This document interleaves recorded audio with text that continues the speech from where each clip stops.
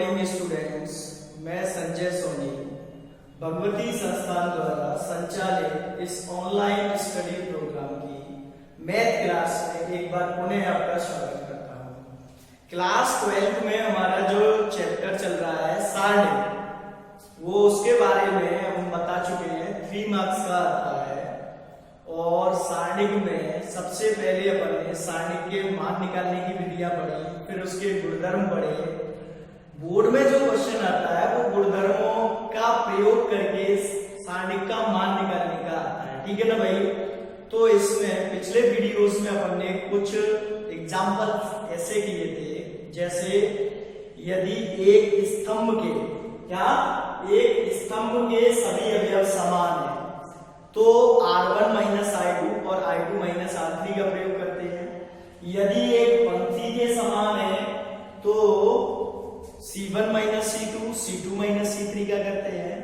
और यदि सभी अवयव दो अवयवों के योग या अंतर के रूप में है तो R1 plus I2 plus R3 या C1 plus C2 plus C3, ठीक है ना भाई। अब कुछ अलग टाइप के एग्जाम्पल हैं, जैसे ये है, यदि x y z x वर्ग y वर्ग z वर्ग 1 plus x cube 1 plus y cube 1 plus z cube बराबर 0 हो तो सिद्ध करो 1 प्लस x y z बराबर 0, ठीक है ना भाई। तो सबसे पहले इसमें एक गुणधर्म का प्रयोग करेंगे। गुणधर्म क्या है? यदि किसी सारणी की एक पंक्ति या एक स्तंभ के सभी अवयव दो अवयवों के योग के रूप में है तो उसको अपन उसी क्रम की दो अलग अलग सारणिकों के योग के रूप में लिख सकते हैं। तो देखिए भाई, सबसे पहले इसको मैंने दो सारणिक बना लिए, x y z, x वर्ग y वर्ग z वर्ग, ठीक है ना। और एक ये पहला सारणिक बना लिया जिसमें अपन ने एक लिखा, ठीक है ना भाई। प्लस बीच में प्लस लग रहा है तो प्लस लगा दिया। दूसरा सारणिक बना लिया x y z, x वर्ग y वर्ग z वर्ग, ठीक है ना भाई। और x क्यूब y क्यूब और z और बराबर में मुझे 0 दे रखा है, कोई दिक्कत नहीं ना। अब देखो, इस दूसरे सारणी की पहली पंक्ति में से x कॉमन आ रहा है, दूसरी में से y कॉमन आ रहा है, तीसरी में से z कॉमन आ रहा है। तो यहां लिखेंगे कॉमन लेने पर दूसरे सारणी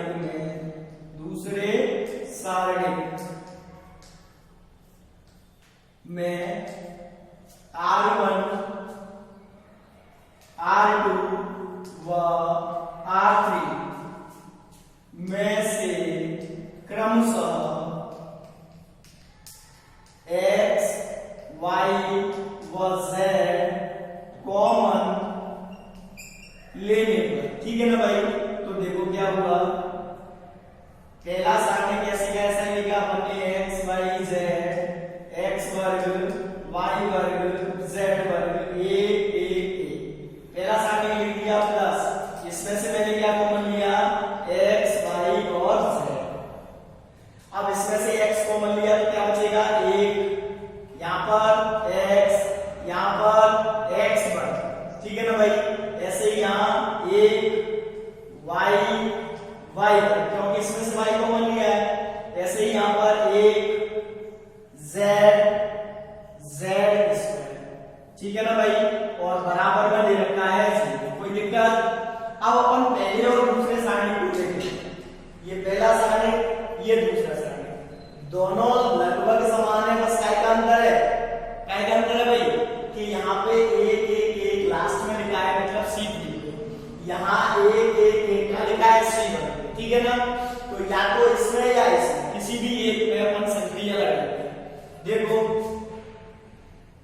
सारणी को अपन डेल्टा से व्यक्त करते हैं, तो डेल्टा 1 में पहले मैंने इन दोनों को चेंज किया तो C2 और C3 को आपस में रूपांतरित कर देता। गुणधर्म था यदि किसी सारणी की दो पंक्तियां या दो स्तंभों को आपस में बदल दे तो सारणी का मान नहीं बदलता, केवल चिन्ह बदलता है।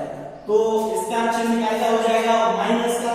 तो यहां मैंने माइनस लगा दिया और देखो x y z x वर्ग y वर्ग z, ठीक है ना भाई, plus x y z x y z और x वर्ग y वर्ग z वर्ग बराबर दे रखा है 0, ठीक है ना भाई। अब एक बार पुनः C1 C2 को आपस में बदल दें, पुनः C1 और C2 को आपस में रूपांतरित करने पर तो देखें क्या होगा, सारणी की दो क्रमागत पंक्तियों या स्तंभों को आपस में बदलने पर सारणी का मान नहीं बदलेगा, चिन्ह बदलेगा। तो देखो माइनस तो पहले एक और माइनस क्या हो जाएगा, प्लस का। तो ये आ जाएगा अपना 1 1 1, ये C2 को C1 की जगह लिख दिया और x y z और x वर्ग y वर्ग z plus x y z और 1 1 1 x y z और x वर्ग y वर्ग z, ठीक है ना भाई, बराबर दे रखा है 0। कोई दिक्कत? अगर ये डेल्टा है तो इसको अपन कॉमन ले सकते हैं। तो क्या, ये मैंने कॉमन ले लिया 1 1 1 x y z x square y square z square, क्या बचेगा, यहाँ पे 1 बचेगा प्लस x y z बचेगा बराबर 0। कॉमन लेना आता है ना, बस इसको अपन डेल्टा मान लें। तो delta plus x y z delta, delta common ले लिया तो 1 प्लस x y z, ठीक है ना। अब ये देखो, ये जो सारणिक है इसमें एक स्तंभ के सभी अवयव समान आ गए। तो पिछले वीडियो में अपन ने बताया था यदि किसी सारणिक के एक स्तंभ के सभी अवयव समान आ जाए तो उसमें संक्रिया लगाते हैं R1 में R1 माइनस I2, R2 में R2 माइनस R3, ठीक है ना भाई। तो देखो क्या आएगा, एक में से गया 0, x में से y गया x माइनस y और x square minus y square, ठीक है ना। एक में से गया 0, y माइनस z और y square minus z square, ठीक है ना। और तीसरा पंक्ति ऐसे क्या ऐसा ही लिख दिया हमने z स्क्वायर और into 1 plus x y z बराबर 0। अब इसमें से R1 में से x माइनस y कॉमन ले लें, R2 में से y माइनस z कॉमन ले लें। ध्यान से सुनना, R1 व R2 में से क्रमशः x minus y minus z common लेने पर तो देखो क्या आएगा, x minus y minus z और इसको भी लिख दिया 1 प्लस x y z। क्या बचेगा, देखो यहां से x माइनस y कॉमन लिया 0, यहाँ पे क्या आ जाएगा 1 और यहाँ पे क्या बचेगा बताओ, x प्लस y नहीं बचेगा, x माइनस y नहीं बचेगा, x प्लस y बचेगा, क्योंकि ये a वर्ग माइनस b वर्ग है। तो a plus b a minus b मतलब x plus y x minus y। तो x माइनस y जब कॉमन ले लिया तो x प्लस y बचेगा। यहाँ पे गलती होती है, सबसे ज्यादा ध्यान रखें, प्लस 0 a और y प्लस z और 1 z स्क्वायर और बराबर में आ गया 0, ठीक है ना भाई। अब देखो अपन C1 के अनुदेश प्रसार कर रहे हैं, C1 के अनुदेश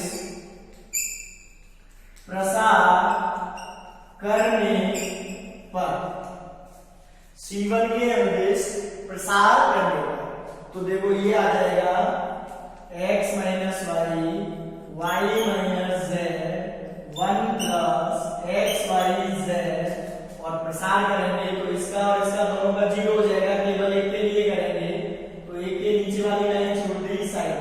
इनका गुणनफल y plus z minus x plus y, ठीक है ना भाई, बराबर 0। क्लियर। अब देखें आगे मिटाना पड़ेगा ये,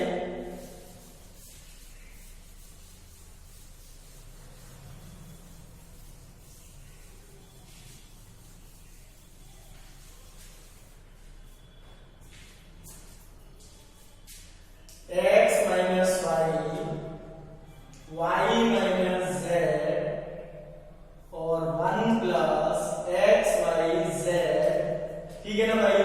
और ये हो गया माइनस से ब्रैकेट खोलेंगे तो माइनस का x माइनस का y, तो y plus z minus x minus y बराबर 0। y से y कट गया तो आंसर आ गया x minus y minus z minus x 1 plus x y z बराबर 0। अब ध्यान से x माइनस y बराबर भी 0 लिख सकते हैं, तो क्या आएगा, यदि x माइनस y बराबर 0 तो x बराबर 1, इसी प्रकार y माइनस z बराबर 0 तो y बराबर z, तो देखे अतः x बराबर y बराबर z या 1 प्लस x y z बराबर 0, ठीक है ना। अब ये जो सवाल आएगा उसमें लिखा आएगा यदि ये बराबर 0 है तो सिद्ध करो 1 प्लस x y z बराबर 0 यदि x y z विभिन्न, क्या है भाई, विभिन्न। विभिन्न का मतलब अलग अलग, तो इसका मतलब x y और z तीनों बराबर नहीं हो सकते, तो यहां लिखे हैं चूंकि x is not equal to y is not equal to z दिया है, अतः 1 प्लस x y z बराबर 0 इति सिद्ध, ठीक है ना भाई, कोई दिक्कत। अब अपन एक और एग्जांपल करते हैं, नेक्स्ट देखें।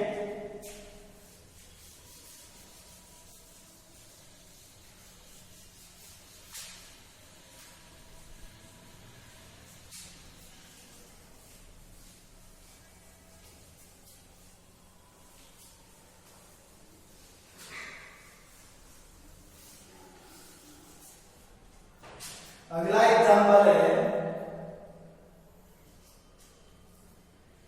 a plus b plus 2c a b c c b plus c plus 2a a b और c plus a plus 2b बराबर 2a plus b plus c का क्यूब, ये सिद्ध करना है, ठीक है ना भाई।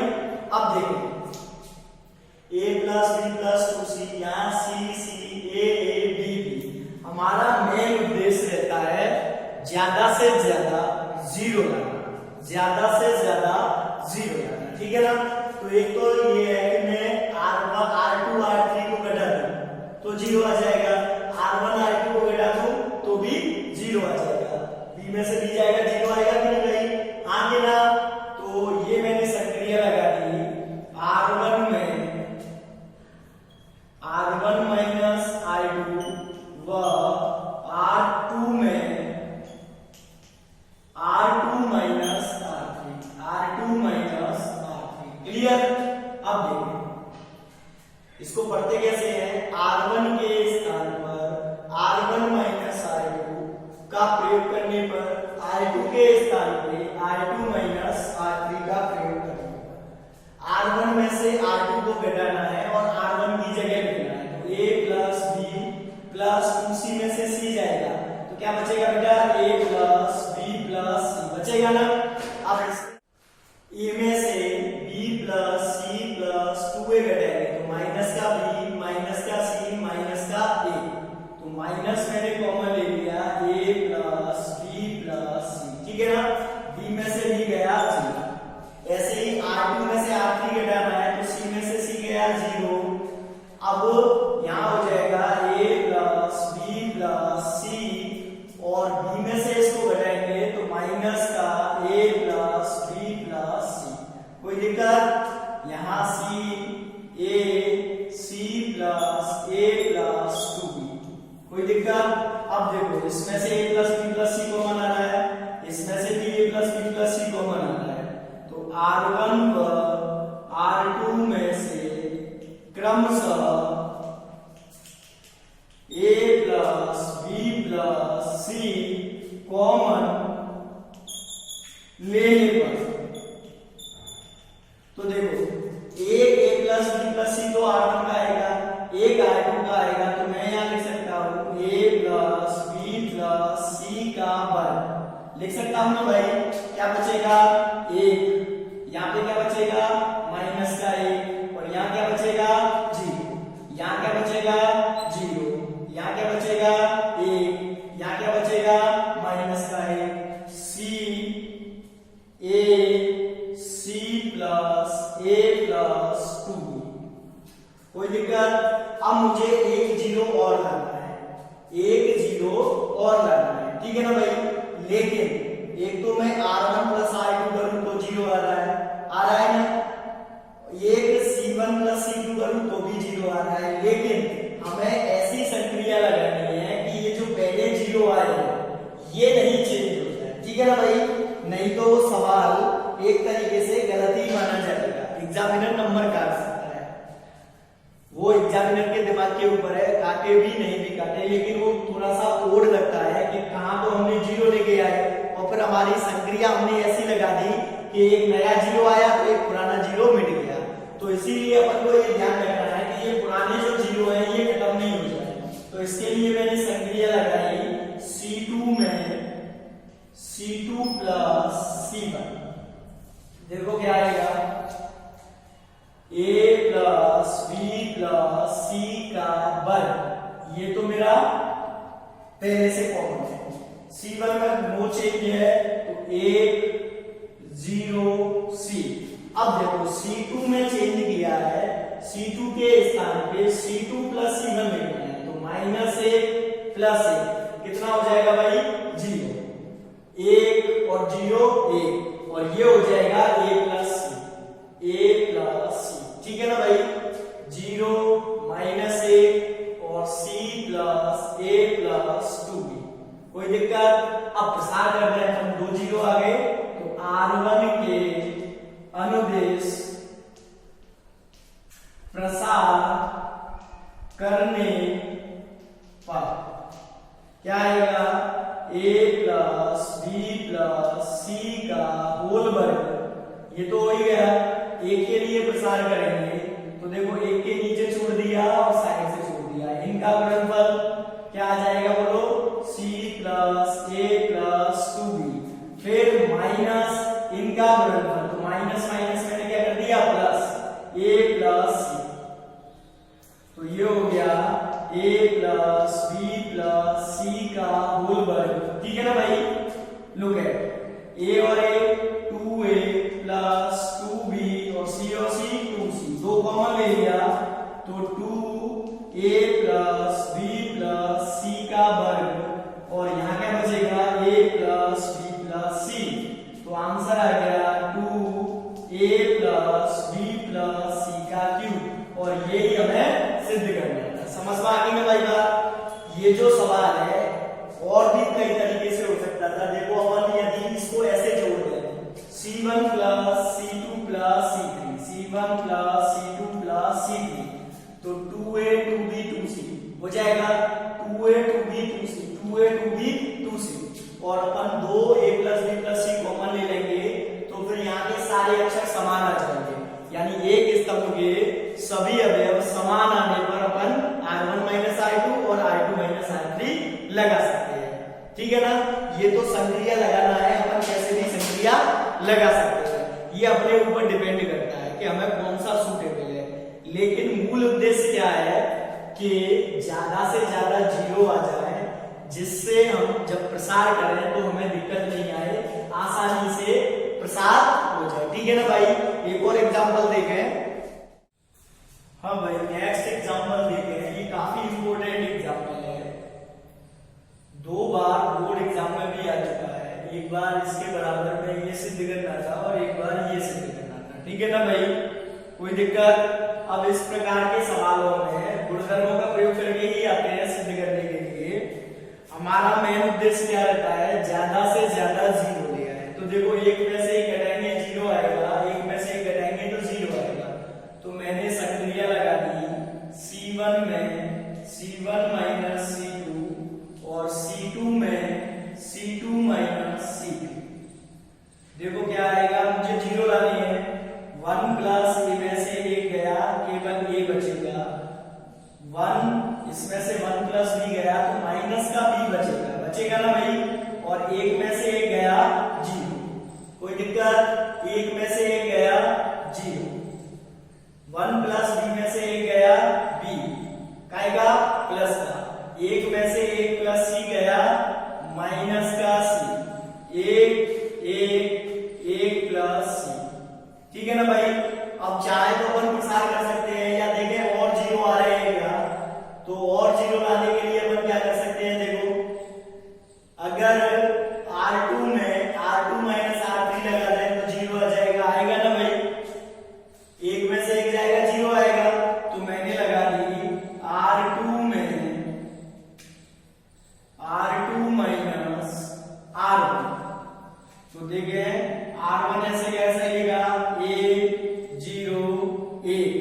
अब माइनस बी माइनस ए, क्या आ जाएगा? माइनस बी माइनस ए। बी में से जीरो गया, बी आ गया। एक में से गया जीरो माइनस सी 1 प्लस सी, ठीक है ना भाई। अब अपन प्रसार करते हैं R1 के अनुदेश। तो R1 के अनुदेश प्रसार करने पर देखिए क्या आएगा। R1 के अनुदेश करेंगे तो ए लिखा सबसे पहले। अब ए के नीचे छोड़ दिया और साइड से छोड़ दिया, इनका गुणनफल। तो बी से ए को किया बी प्लस बी सी, फिर माइनस इनका गुणनफल जी, क्लियर। फिर अगले के लिए माइनस लगाएंगे, जीरो का जीरो हो जाएगा। फिर प्लस 1 के लिए प्रसार करेंगे। 1 के लिए किया तो एक के नीचे छोड़ दिया और साइड से छोड़ दिया, इनका गुणनफल। ये सब का क्या है? माइनस है, तो आंसर क्या आएगा? प्लस का।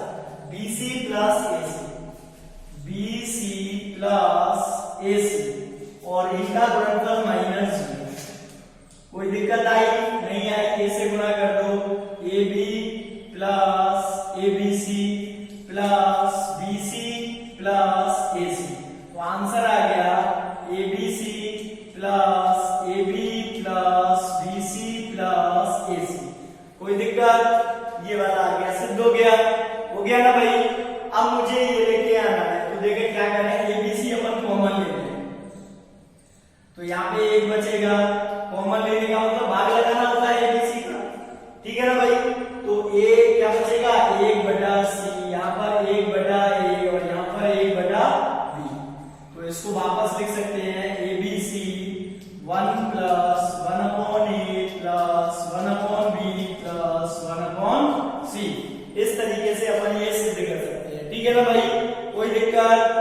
आगे ना, यदि इस तरीके से विकर्ण अवयव या विकर्ण अवयव दो अवयवों के योगफल के रूप में दे रखे होते हैं, तो अपन किसी भी एक पंक्ति में या एक स्तंभ में 2 जीरो नहीं ला सकते हैं। समझ में आ गई ना भाई बात? बहुत रेयर केस में आते हैं, उसके लिए बहुत ज्यादा करना पड़ेगा। तो उसमें अपन क्या करें, जितने ज्यादा से ज्यादा जीरो ला सकते हैं उतने जीरो ले आए और फिर प्रसार करते हैं। तो मात्र 2 अंकों के लिए अपन को प्रसार करना पड़ेगा, चाहे अपन R1 के अनुदेश कर लें या C1 के अनुदेश कर लें, R2 के अनुदेश कर लें या R3 के, कैसे भी कर लें, 2 अवयवों के अनुदेश प्रसार करना पड़ता है, ठीक है ना भाई। एक और उदाहरण देते हैं, बड़ा इजी है लेकिन उसका टाइम अलग है।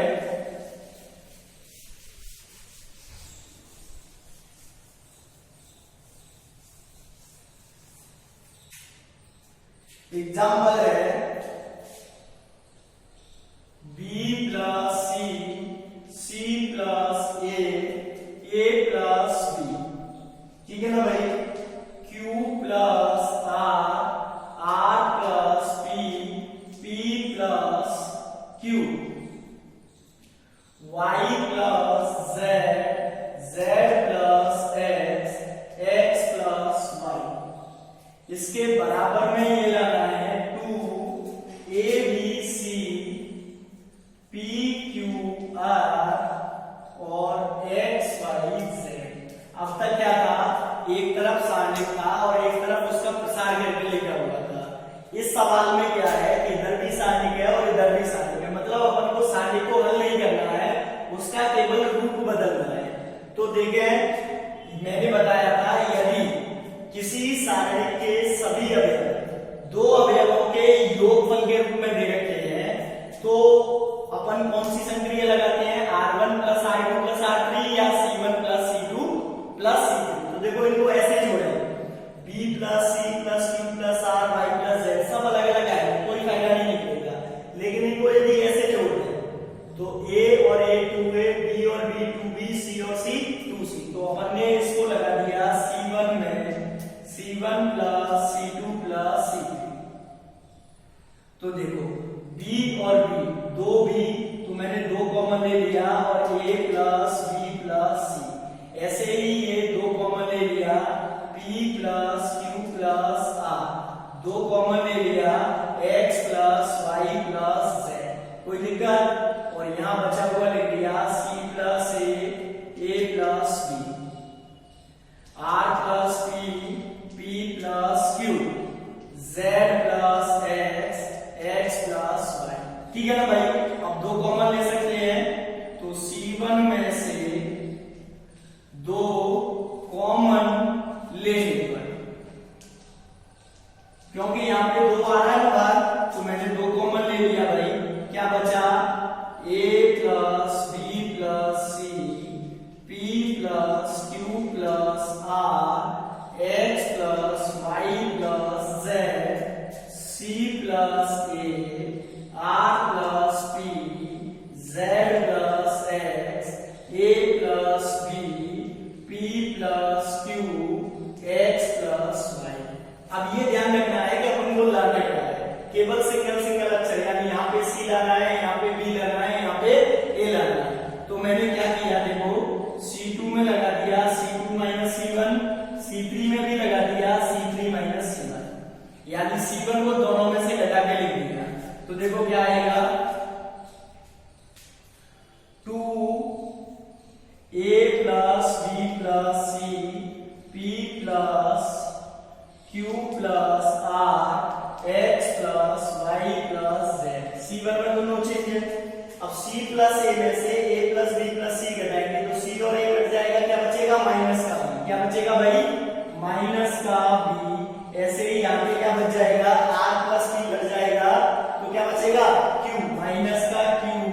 ऐसे ही यहाँ पे Z और X कट जाएगा, क्या बचेगा? माइनस का Y। कोई दिक्कत? अब ऐसे ही A प्लस B में से A plus B plus C घटाएंगे तो माइनस का C, P प्लस Q में से इसको घटाएंगे तो माइनस का R, और ऐसे ही यहाँ पे आ जाएगा माइनस का Z। X और Y कट जाएंगे। अब देखो ये P X लाना है, तो मैंने वापस लगा दिया C1 में C1 plus C2 plus C3, तो दो B और इन दोनों को जोड़ के इसमें से घटा दिया, मतलब इन तीनों को जोड़ेंगे तो minus B plus B cut जाएगा, minus C plus C cut जाएगा, तो क्या बचेगा? A। ऐसे ही यहाँ पे P और यहाँ पे X, minus B minus Q minus Y, minus C minus R minus. ठीक है ना भाई? अब C2 व C3 में से क्रमशः माइनस A कॉमन लेने पर कोई दिक्कत? तो देखो माइनस और माइनस, दो माइनस का प्लस हो जाएगा, 2A P X B Q R C R Z, और ये ही लाना था, देखो hence 2। ठीक है ना भाई? इस तरीके से हम गुणधर्मों का प्रयोग करके सारणिक का मान ज्ञात करते हैं। अभी इसमें कुछ और एग्जांपल्स बचे हैं और एक सारणिकों का गुणनफल, तो नेक्स्ट वीडियोस में अपन इसको डिस्क्राइब करेंगे। जब तक के लिए आप वीडियो को देखें और इतना होमवर्क कर लें, 4.2 एक्सरसाइज शायद अब 50% 60% के करीब आपसे हो जाएंगे, ठीक है ना। और यदि आपने बुक के उदाहरण पढ़ के किए तो 70-80% तक आपके क्वेश्चंस हो जाएंगे, कुछ एग्जांपल्स बचेंगे, उसके बाद विविध के भी आप कर सकते हैं, ठीक है ना भाई। लेकिन वीडियो को देखने के बाद लाइक और शेयर करना नहीं भूलें, साथ ही साथ मेरे चैनल को सब्सक्राइब करें, जिससे आपको नियमित रूप से वीडियोस मिलते रहेंगे, ठीक है ना भाई। धन्यवाद।